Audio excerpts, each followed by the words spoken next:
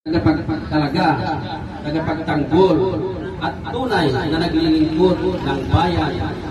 Mabuhay ang John Vincent Lawin Chapter at ang inyong patuloy na misyon para sa kapwa. Salamat po. Maraming salamat po, Sir Malan. Sa pagkakataon ito po, ibabalik ko po ang pagkakataon sa ating founder para po sa kanya ipapapremesa. Si Chairman Lete na aking kumpanya ay chairman dito sa area. Hindi ninyo alam, sa bayan ng Taytay, Barangay San Juan, ilang award na ang nare-receive niya dahil walang kaso na dumarating sa main. Palaging may award si chairman dahil sa accomplishment ng ganyan.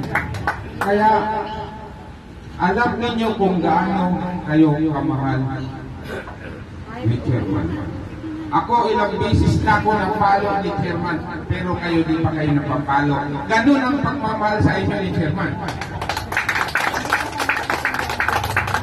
Isipin ninyo, sabi ni Kapitan, hindi ka pwedeng umalis. Ako lang ang magsasabi sa iyo kung ayaw ko na sa iyo. Ilang beses niya nagpaalam kay chairman, Kap, ayaw ko na. Nandiyan na si Mr. ang paparasan. And then, diyan ka lang. Walang kaso na dumarating doon dahil napakaaga nyo mag-responde. Yun eh, plak-plak. Mali. Kahit sugatan na yan. Founder, noong nakaraan linggo na palaban itong aking mga tao. Ilang senior, dalawa.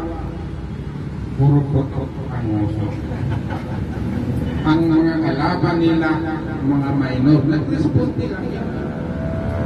Pero, nasaan naman? Nakakulong naman.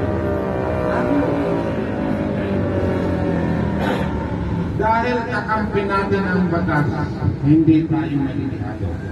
Pero kasama yon sa serbisyo na minsan nasasaktan, minsan ang puso natin nasasaktan, minsan ang physical natin nasasaktan.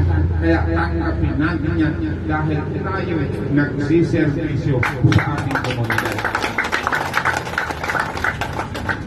Kanina yung speaker natin, si Captain Malong, ilang buwan na lang, medium na siya.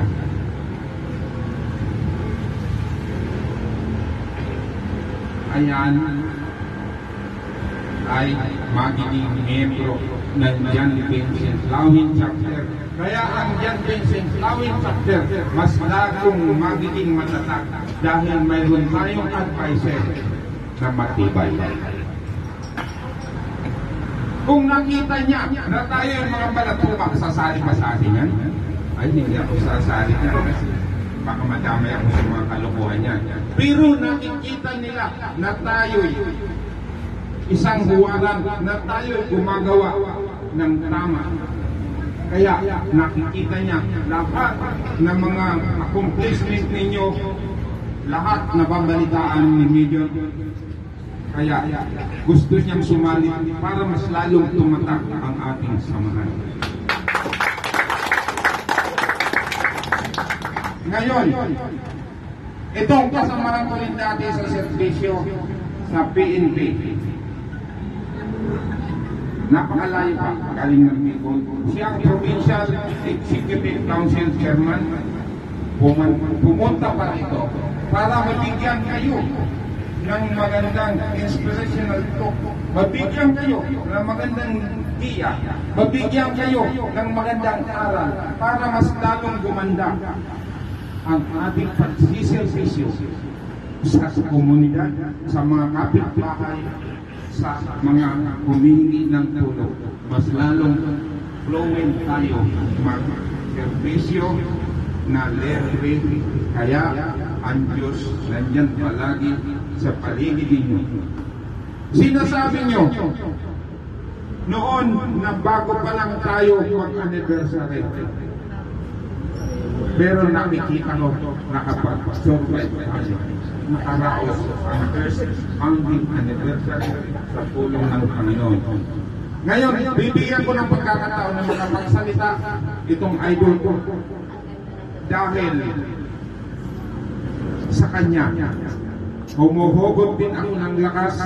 Palagi kong tinitingnan yung mga vlog niya. Ang ganda. Kaya baka darating ng araw, isang vlogger na rin ako.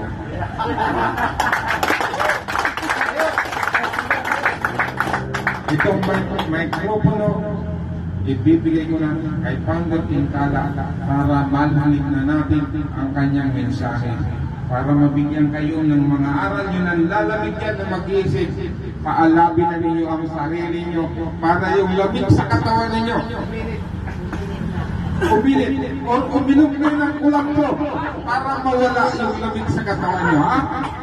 Welcome. Itong aking idol, Founder Tingala. Ibibigay ko na itong microphone sa aking